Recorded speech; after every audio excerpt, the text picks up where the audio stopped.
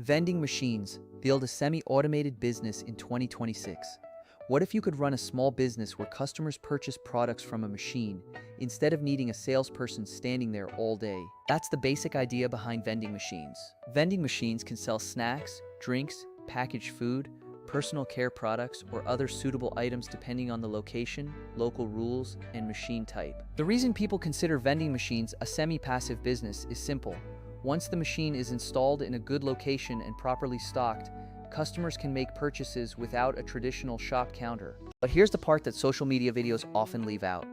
The machine itself isn't the business.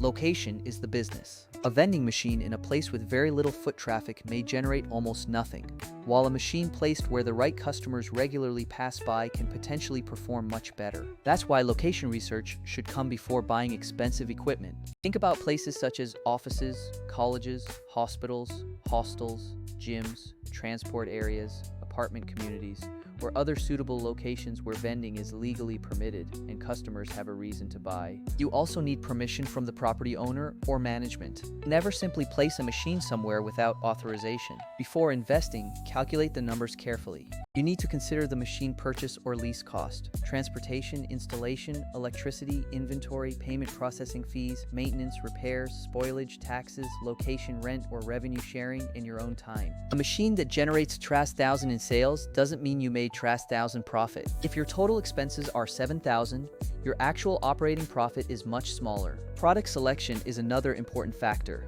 Don't fill the machine with products you personally like and assume everyone else will buy them. Study the location and customer profile. Office workers may want different products from college students or gym visitors. You can start with a limited range and track what sells. Then remove slow-moving products and increase inventory for items customers actually purchase. Modern vending machines can also support digital payments, inventory tracking, remote monitoring, and other technology that can make management easier. AI can help you analyze sales data, identify popular products, estimate inventory requirements, create pricing spreadsheets, and plan restocking schedules. But technology doesn't solve a bad location. You still need to physically maintain the machine and make sure customers receive the products they paid for. Maintenance is another hidden responsibility. Machines can experience payment failures, refrigeration issues, mechanical problems, product jams, or software errors. If a customer pays and doesn't receive the product, you need a reliable way to handle refunds or support. You should also keep the machine clean, safe, and well-maintained.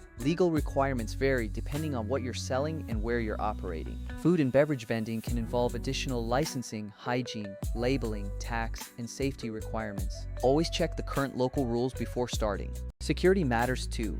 A machine containing cash or valuable products can become a target for theft or vandalism, so the location and physical security should be considered carefully. Another smart approach is to test the concept before scaling. Don't immediately buy 10 machines because someone online claimed they make passive income.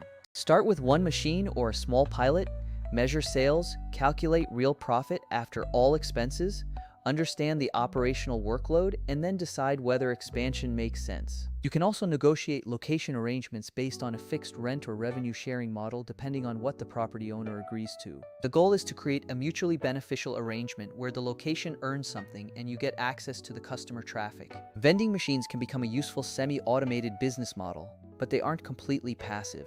Someone still needs to restock products, clean the machine, repair problems, monitor payments, manage inventory, and maintain the relationship with the location owner. The biggest lesson is simple.